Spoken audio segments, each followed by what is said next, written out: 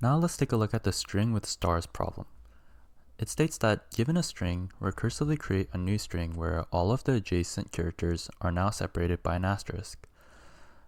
And the function description states that a string with stars has the following parameters where str is a string.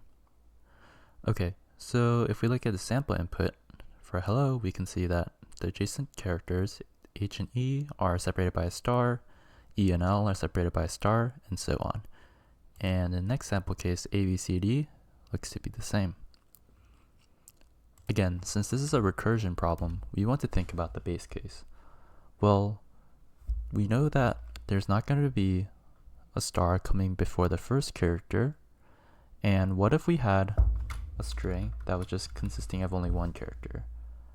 Well, we know that there's not going to be either a star before or after it.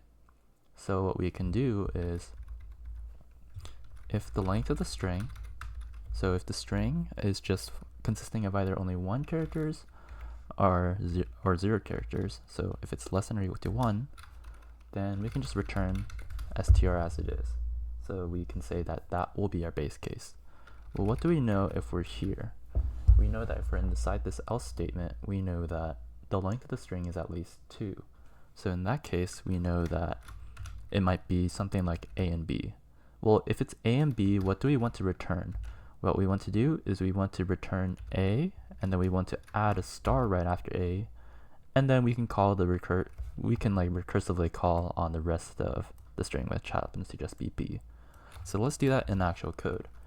What we can do is return the first character of str plus the asterisk plus the rest of the string passed in to string with stars recursively.